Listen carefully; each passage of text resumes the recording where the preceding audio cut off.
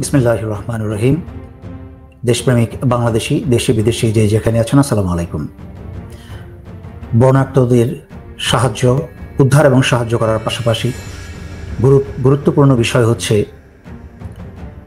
জাতীয় নিরাপত্তা। আমি তাই বারবার দৃষ্টি আকর্ষণ করছি জাতীয় নিরাপত্তা, জাতীয় নিরাপত্তা, জাতীয় নিরাপত্তার প্রতি। বাংলাদেশ সেনাবাহিনী, নৌবাহিনী, বিমান বাহিনী, বিজিবি, এনএসআই, ডিজিএফআই সকলকে অনুরোধ করছি সদা সর্বত্র প্রস্তুত থাকার জন্য এবং দৃষ্টি খোলা রাখার জন্য। কারণ এই বন্যার পানির মাঝে দিয়ে বাংলাদেশের বিরুদ্ধে বিশাল ষড়যন্ত্র চলছে। বন্যা নিয়ে এবং বন্যার সাহায্য নিয়ে আমার বলার কিছু নেই, কারণ বাংলাদেশিরা আঘাতে আঘাতে আরও শক্তিশালী হয়ে উঠেছে, তারা একত্রিত হয়ে উঠেছে এবং বাংলাদেশিরা যথাসাধ্য চেষ্টা করছে এবং ইনশাল্লাহ এই বিপদ থেকে আমরা বেরিয়ে আসব এবং এই বিপদ আমাদেরকে আরও শক্তিশালী করবে, একত্রিত করবে। অতীতে বাংলাদেশে বহুবার বন্যা হয়েছে, তবে এত ভয়ঙ্কর অবস্থা আগে কখনো হয়নি। এবার হয়েছে ভারতের এবং হাসিনার চক্রান্তে বাংলাদেশিদেরকে আরও ধ্বংস করতে, আরও হত্যা করতে। এর জবাব আমরা দাঁত ভাঙা জবাবে দেব না, এর জবাব আমরা 7 সিস্টার ভাঙার জবাবে দেব। সুতরাং বাংলাদেশিরা দাঁড়াতে শিখেছে, জবাব দিতে শিখেছে। আমরা দ্বিতীয় আরেকটি বিষয় দেখি। এই আড়ালে যারা বন্যার্তদের সাহায্য করছেন, উদ্ধার করছেন, ওনারা ইনশাল্লাহ এই উদ্ধার এবং সাহায্য অব্যাহত রাখবেন। তার পাশাপাশি আরেকটি গুরুত্বপূর্ণ বিষয় যেন আমাদের দৃষ্টি থেকে হারিয়ে না যায়, সেই বিষয়ে আমি কথা বলতে এসেছি। গত 22শে আগস্ট জাতিসংঘের এই বর্তমান বিপ্লবী ছাত্র পরিষদ বা ছাত্র সরকারের পক্ষ থেকে অনুরোধ করা হয়েছিল জাতিসংঘকে বাংলাদেশের গণহত্যা, যে স্বৈরাচারী শেখ হাসিনা এবং ভারত মিলে যে গণহত্যা চালিয়েছে তার তদন্ত করতে। এবং সেই অনুরোধ অনুসারে 22শে আগস্ট জাতিসংঘের তদন্ত কমিটির অগ্রণী টিম হিসেবে 3 জনের একটা টিম এসে বাংলাদেশে হাজির হয়েছে। কিন্তু অত্যন্ত উদ্বিগ্নের বিষয় যে এই টিম এসে সাক্ষাৎ করেছে স্বৈরাচারী শেখ হাসিনা এবং ভারতের রেখে যাওয়া পররাষ্ট্র সচিব মোমেনের কাছে।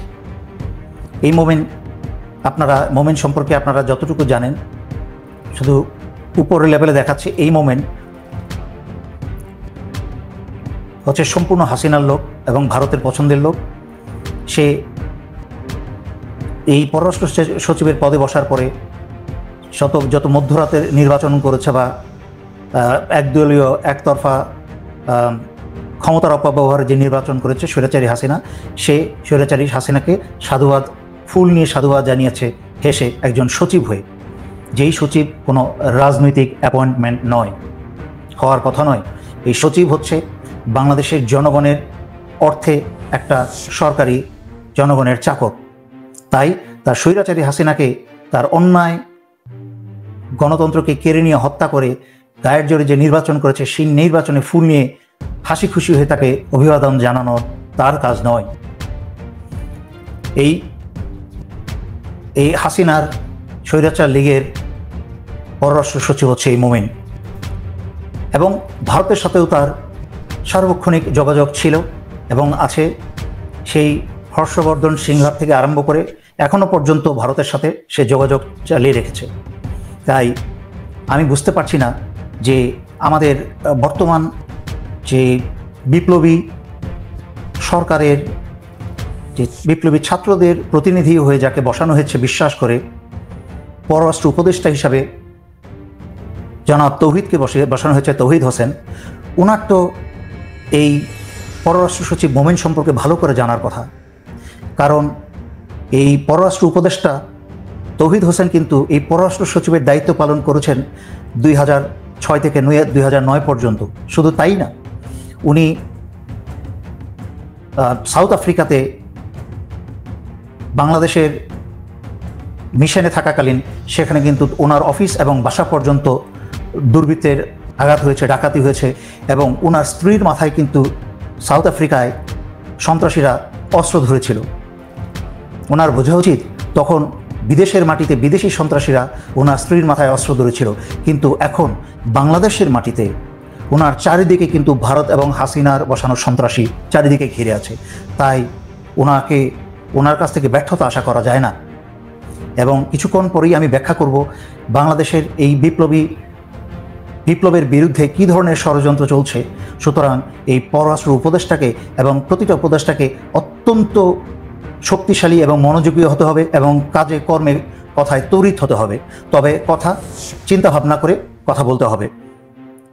মনে রাখতে হবে স্বৈরাচারী শেখ হাসিনার পতনটা শুরুই হয়েছে কিন্তু তার বেফাস কথায় যে মুক্তিযোদ্ধার সন্তানেরা চাকরি পাবে নাকি রাজাকারের সন্তানেরা কড়ায় চাকরি পাবে, সেই কথার উপর দিয়েই কিন্তু তার ধ্বংস শুরু হয়। সুতরাং যখন কথাবার্তা বলবেন সকল উপদেষ্টা চিন্তা ভাবনা করে কোন কথাটা বলতে হবে সেই কথাটা বলা উচিত, সেই কথাটা বলবেন। তারপরে আমি চলে যাচ্ছি, দেখুন যে মানুষ, আপনাদেরকে উদাহরণটা দিচ্ছি শুধুমাত্র, জানি চতুর্দিকে এই খবর উড়ে বেড়াচ্ছে বা ঘুরে বেড়াচ্ছে। তারপরও দুটো বিষয়ে দৃষ্টি আকর্ষণ করব। একটা হচ্ছে যে ক্ষমতায় থাকাকালীন কিন্তু কারোর হুঁশ থাকে না, কিন্তু কখন যে ক্ষমতা চলে যায় আর কার যে কী অবস্থা হয় তা একমাত্র আল্লাহই ভালো জানেন। এই দেখেন কয়দিন আগের হুমকি ধামকি মারা সেই কুবিচারপতি কালামানিক বিভিন্ন সময় বাংলাদেশের সার্বভৌমত্ব স্বাধীনতাকে হুমকি দিয়েছে এসেছে ভারত এবং সন্ত্রাসী লীগের পক্ষ হয়ে। এবং কিছুদিন টিভিতে দেখেছেন এক উপস্থাপিকাকে কি করে রাজাকার বলে ডেকেছিল। সেই এখন তার কি অবস্থা। একটা ফকিরও এর চেয়ে, রাস্তার ফকিরও এর চেয়ে ভালো থাকে। এখন সীমান্তে না ঘরকা না ঘাটকা, না বাংলাদেশের না ভারতের, সে এখন কলা পাতার উপরে দিনানিপাত করছে। তারপর চোরের মতো ধরা খেয়ে তাকে বিজিবি হাতে রশি বেঁধে তাকে চোরের মতো গ্রেফতার করেছে। শিক্ষা নিন এখন যারা ক্ষমতায় আছেন এবং ভবিষ্যতে যারা ক্ষমতায় আসবেন। ক্ষমতাটা হচ্ছে আপনাদের উপর অর্পিত একটা দায়িত্ব এবং পরীক্ষা।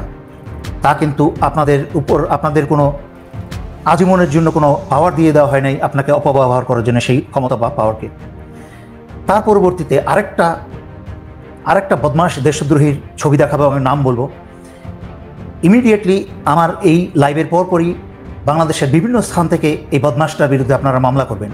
কারণ বাংলাদেশকে অন্ধকারের জগতের দিকে, ভবিষ্যতের দিকে ঠেলে দিয়েছিল এই বদমাশটাকে, হাসিনাকে রাস্তা করে দিয়েছিল এই বদমাশটা, এই আরেক কুবিচারপতি খায়রুল হক। এই খায়রুল হক অবসরে গিয়ে আইন পরিবর্তন করে সে তত্ত্বাবধায়ক সরকার তুলে দিয়েছিল, যার ফলে হাসিনাকে রাস্তা করে দিয়েছিল অবৈধভাবে স্বৈরাচার হয়ে আজীবন ক্ষমতায় থাকার জন্য। দেশের সার্বভৌমত্ব এবং স্বাধীনতা ধ্বংস করেছে এই কুবিচারপতি খায়রুল হক। সারা বাংলাদেশে বিভিন্ন